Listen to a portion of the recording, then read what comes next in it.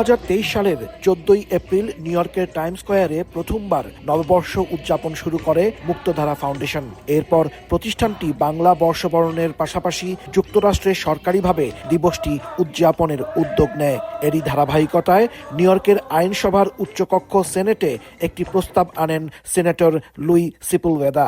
22 জানুয়ারি প্রস্তাবটি সর্বসম্মতিতে পাশ হওয়ার পর গভর্নর ক্যাথি হকুল তাতে স্বাক্ষর করেন। বাঙালির জীবনের শাশ্বত সৌন্দর্যে যে দিনটি পয়লা বৈশাখ, সেই পয়লা বৈশাখ নিউ ইয়র্ক স্টেট সিনেটে পাশ হয়েছে এবং এই দিনটিকে ঘিরে সবচেয়ে বড় উন্মাদনা যেটি ঘটে নিউ ইয়র্কের টাইমস স্কয়ারে বাংলা বর্ষবরণ, সেই বর্ষবরণ সারা পৃথিবীর মানুষের কাছে জানান দিয়েছে এবং সেই জানান দেওয়ার বিষয়টিকে আরও বেশি গর্বিত করবে এবছর।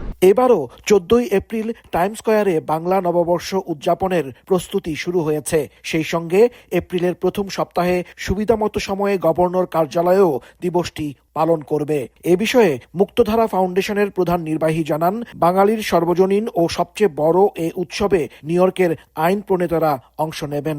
এটি প্রত্যেক বাঙালির জন্য গর্বের। আমার বিশ্বাস যে বাঙালি যে সৌন্দর্য এবং বাঙালির যে নান্দনিকতা এবং বাঙালির যে ঐতিহ্য, কৃষ্টি, সংস্কৃতি, সেটি আজ সারা বিশ্বে ছড়িয়ে দেবে টাইমস স্কয়ার থেকে।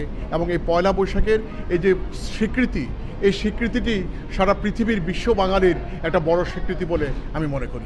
সরকারি ঘোষণাপত্রে বলা হয়, নিউ ইয়র্ক অঙ্গরাজ্যের সাংস্কৃতিক বৈচিত্র্যের স্বীকৃতি হিসেবে এবং এখানে বসবাসরত বিভিন্ন সম্প্রদায়ের মধ্যে সম্প্রীতি আরও বাড়াতে পয়লা বৈশাখকে বাংলা নববর্ষ হিসেবে উদযাপন করার সিদ্ধান্ত নেওয়া হয়েছে। হাসানুজ্জামান সাকি, সময় সংবাদ, নিউ ইয়র্ক।